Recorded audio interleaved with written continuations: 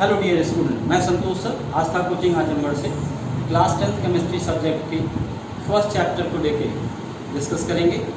आज इस चैप्टर को हम समअप करेंगे क्योंकि पिछले वीडियोज़ में लगभग हमने इस चैप्टर को कंप्लीट कर दिया है। एक टॉपिक जो थोड़ा सा आपको डिस्कस करेंगे वो है और एक बार रिवाइज करेंगे। तो ये वीडियो इसलिए आपके लिए बहुत इंपॉर्टेंट है, ध्यान से देखिएगा और कोशिश करिएगा कि अधिक से अधिक लाइक, सब्सक्राइब और शेयर कर सकें। तो हम शुरू करते हैं। सबसे पहले बात करते हैं, जो टॉपिक छूटा हुआ उस टॉपिक पे बात करते हैं, कैरेक्टरिस्टिक्स ऑफ केमिकल रिएक्शन। एक लास्ट टॉपिक जो बचा हुआ था, characteristics of chemical reaction.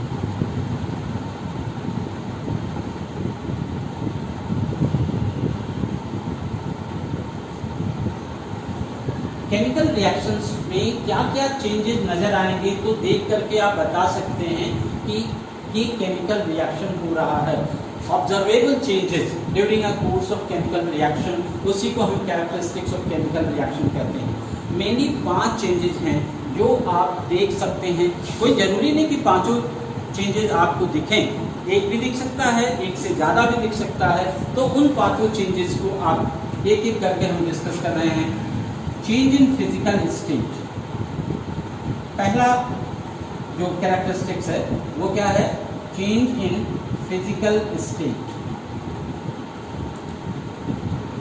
Reactant और प्रोडक्ट्स का जो फिजिकल स्टेट होगा वो चेंज हो सकता है। जैसे कि एग्जांपल की बात करें हम आपसे, जब आप कोयले को बर्न करते हैं, कोक को बर्न करते हैं, तो कोयले का फिजिकल स्टेट सॉलिड स्टेट होता है और जब उसको बर्न करते हैं तो वो चेंज हो जाता है कार्बन डाइऑक्साइड में, जिसका फिजिकल स्टेट क्या होता है? गैसियस स्टेट होता है। तो इस एग्जाम्पल से बड़ी आसानी से आप देख सकते हैं कि फिजिकल स्टेट चेंज हो सकता है ड्यूरिंग केमिकल रिएक्शन। बहुत सारे फिजिकल प्रोसेस होते हैं, उसमें भी केमिकल स्टेट मैटर का चेंज होता है, लेकिन कोई नया सब्सटेंस नहीं बनता है। यहाँ पे जरूरी है, जो याद रखने वाली बात है ध्यान से, कि फिजिकल स्टेट चेंज हो, साथ ही साथ नया प्रोडक्ट बने, तभी वो केमिकल रिएक्शन होगा। जैसे हमने आपको बताया, burning of coal, solid state में कोल एग्जिस्ट करता है, बर्निंग मतलब हमने बता रखा है। रिएक्शन विद ऑक्सीजन जो गैसेस स्टेट में एग्जिस्ट करता है, और चेंज होता है कार्बन डाइऑक्साइड जो कि गैसेस स्टेट में होता है। तो ये एक एग्जाम्पल है change in physical state. Second characteristic की बात करें, चेंज इन टेम्परेचर।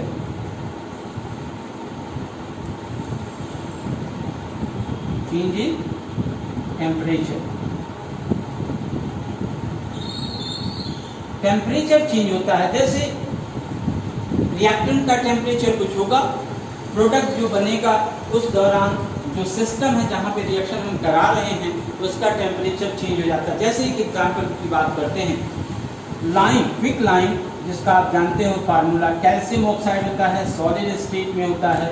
इसको अगर हम वाटर में मिक्स करते हैं तो लिक्विड स्टेट, जब हम इसको मिक्स करते हैं तो ये चेंज हो जाता है किसमें? कैल्शियम हाइड्रोक्साइड में, जिसको आप स्लैक लाइम कहते हैं। तो quick lime mixing with water to produce slake lime, and during this process energy is produced in the form of heat. तो हीट जब प्रोड्यूस होगा तो टेम्परेचर क्या होगा? चेंज हो जाएगा।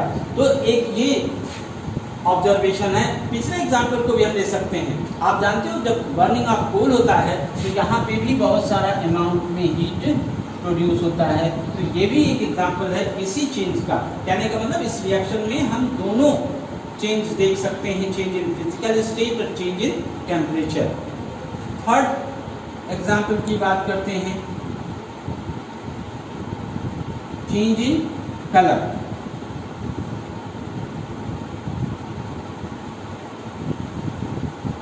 बहुत सारे केमिकल प्रोसेस होते हैं जिनमें आप स्टार्टिंग में देखते हैं रिएक्टेंट का कलर कुछ होता है, प्रोडक्ट का कलर कुछ हो जाता है, तो इसे हम क्या कह सकते हैं? Change in colour. जैसे कि एग्जाम्पल की बात करें, सिल्वर क्लोराइड AgCl, इसका कलर क्या होता है? वाइट होता है। अगर आप इसको लाइट सनलाइट में रखते हैं, और हमने पीछे पिछली वीडियो में हमने आपको पढ़ाया है फोटोकेमिकल रिएक्शन, फोटोकेमिकल प्रोसेस और फोटोलिसिस, तो ये क्या होता है, ये डिकम्पोज हो जाता है सिल्वर एंड फ्लोरीन में, फोटोलिटिक डिकम्पोजिशन है, और इसका कलर जो है वो ब्लैक कलर में आ जाता है। तो इस तरीके से हम देखते हैं कि ये चेंज इन कलर होता है। फोर्थ कैरेक्टरिस्टिक की बात करें तो change in physical state, change in temperature, change in colour, और बात करें इसमें formation of precipitate, formation of precipitate. Precipitate क्या होता है, प्रेसिपिटेट सॉलिड स्टेट में जो डिपॉजिट होता है किसी भी केमिकल रिएक्शन के होने में, तो उसे हम प्रेसिपिटेट कहते हैं। कहने का मतलब सॉलिड स्टेट का प्रोडक्ट बने तो उसे हम कहते हैं प्रेसिपिटेट। तो बहुत सारे केमिकल रिएक्शन होते हैं जिसमें कि आपको प्रोडक्ट सॉलिड स्टेट में आता है, जिसे हम प्रेसिपिटेट कहते हैं। इसको वैसे हम इंक्लूड कर सकते थे चेंज इन फिजिकल स्टेट में, लेकिन ऐसा नहीं है। जैसे आप अगर बात करें barium chloride, barium chloride BaCl2 के एक्वस सॉल्यूशन में अगर आप मिक्स करते हैं H2SO4 सल्फ्यूरिक एसिड, तो प्रोडक्ट क्या बनेगा, बेरियम सल्फेट और प्लस HCl, और ये क्या होगा, सॉलिड स्टेट में आपको डिपॉजिट हो जाएगा, इसी का प्रेसिपिटेट, और बता दें ये वाइट प्रेसिपिटेट मिलता है। तो इस तरीके से चौथा जो कैरेक्टरिस्टिक्स है वो फॉर्मेशन ऑफ प्रेसिपिटेट। लेकिन एक बात ध्यान हमेशा रखेंगे, कोई जरूरी नहीं कि सारे के सारे कैरेक्टरिस्टिक्स आपको देखने को मिले, एक भी मिल सकता है, दो भी मिल सकता है, या उससे ज़्यादा भी मिल सकता है। और लास्ट में अगर हम बात करते हैं तो change in physical state, change in temperature, change in colour और फॉर्मेशन ऑफ प्रेसिपिटेट। इसके अलावा एक और हम एग्जाम्पल इसमें डिस्कस कर लेते हैं जो आपके लिए हो सकता है कि जरूरी हो, उसको ध्यान से। CH2 double bond CH2 plus Br, CH2 double bond CH2 जानते हो एथिलीन, और इसी को क्या कहते हैं, एथाइन, एथीन, ये ब्रोमीन है।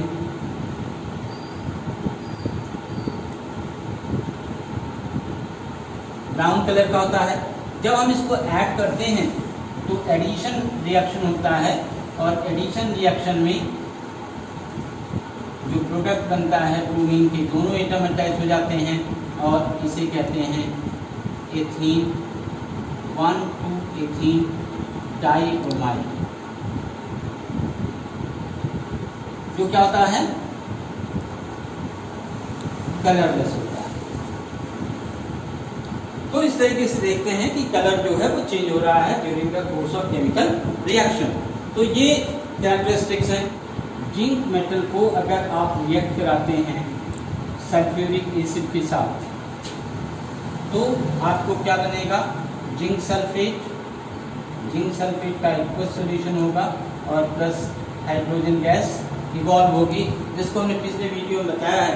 हाइड्रोजन गैस जहाँ इवॉल्व होती है उसको आप टेस्ट कर सकते हैं, पॉप साउंड के साथ बर्न होता है, तो इसे हम क्या कह सकते हैं कि ये इवोल्यूशन ऑफ गैस है।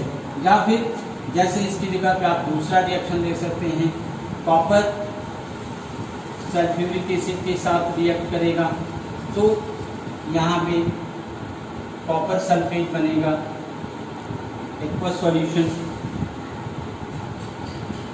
और sulphur dioxide and water produce होगा। तो इस तरीके से ये आपका इवोल्यूशन ऑफ गैस है। तो 5 कैरेक्टरिस्टिक्स हैं केमिकल रिएक्शन के, 5 characteristics of a chemical reaction. Number 1 change in physical state, number 2 change in temperature, number 3 change in colour, number 4 formation of precipitate, and number 5 evolution of gas.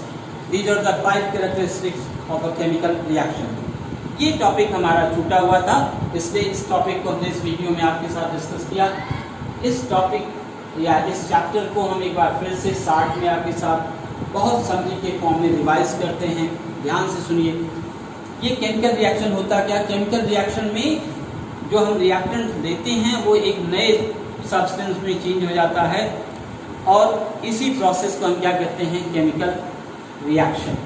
Chemical reaction को अगर हम symbol और फार्मूले के help से represent कर देते हैं तो उस रिप्रेजेंटेशन को हम कहते हैं केमिकल इक्वेशन। केमिकल इक्वेशन और केमिकल रिएक्शन के टाइप्स की बात करते हैं।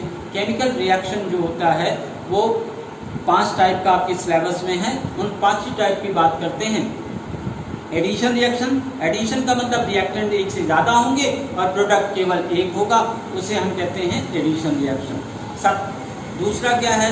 एलिमिनेशन रिएक्शन और डिकम्पोजिशन रिएक्शन। यहाँ पे रिएक्टेंट एक होगा, प्रोडक्ट एक से ज़्यादा होगा, उसे हम क्या कहते हैं? डिकम्पोजिशन रिएक्शन और एलिमिनेशन रिएक्शन। तीसरा डिस्प्लेसमेंट रिएक्शन होता है। डिस्प्लेसमेंट रिएक्शन में कोई भी मेटल या नॉन मेटल किसी दूसरे कंपाउंड से रिएक्ट करके एक लेस रिएक्टिव कंपाउंड को रिप्लेस कर देता है, हटा देता है उस कंपाउंड से। ऐसे रिएक्शन को हम क्या कहते हैं? Displacement reaction. फोर्थ है double displacement reaction. Double displacement reaction हमेशा आयंस के बीच में होता है और इसलिए याद रखेंगे आयनिक रिएक्शंस के, आयनिक कंपाउंड्स के बीच में होता है और यहाँ पे क्या होता है? Exchange of ions. तो डबल डिकम्पोजिशन रिएक्शन में हमेशा याद रखेंगे exchange of ions between the reactants होता है। और लास्ट जो सबसे इम्पॉर्टेंट है आपके लिए, oxidation reduction reaction. Oxidation reaction में दोनों एक साथ होते हैं। जब भी ऑक्सीडेशन होगा तो रिडक्शन भी होगा, दोनों एक दूसरे के कॉम्प्लीमेंट्री रिएक्शंस होते हैं। उसमें ध्यान देने वाली बात है, एक का उल्टा दूसरे में होता है, इसलिए एक को याद कर लो। ऑक्सीडेशन में क्या होता है? एडिशन ऑफ हाइड्रोजन और एलिमिनेशन ऑफ हाइड्रोजन। दूसरा ठीक उसी का उल्टा हो जाएगा, एलिमिनेशन ऑफ ऑक्सीजन और एडिशन ऑफ हाइड्रोजन। इसी को कहते हैं रेडॉक्स रिएक्शन। केमिकल इक्वेशन की बात करें तो केमिकल इक्वेशन भी 2 तरीके का होता है, बैलेंस केमिकल इक्वेशन और unbalance chemical equation. Balance chemical equation क्या होता है? जिनमें number of atoms of different elements present in reactants also present in product side. कहने का मतलब number of atoms of different element reactant side में और प्रोडक्ट साइड में सेम होते हैं। अगर ऐसा रिप्रेजेंटेशन है, केमिकल इक्वेशन है, तो उसे हम क्या कहेंगे? Balance chemical equation. और अगर नहीं है तो उसे क्या कहेंगे? Unbalance chemical equation. किसी भी अनबैलेंस केमिकल इक्वेशन को बैलेंस कैसे करते हैं, इसके लिए हमने आपको बहुत डिटेल में पीछे एक वीडियो बना रखी है। आप आस्था कोचिंग आजमगढ़ करके सर्च करेंगे, हमारी जरूर कोई न कोई वीडियो मिलेगी जिसमें आपको method of balancing of chemical equations आपको बताया है। आप सर्च करके उसको डिटेल में स्टडी कर सकते हैं। बाकी आज के लिए इतना ही। Thank you. वीडियो ज़रूर शेयर, लाइक और सब्सक्राइब करेंगे।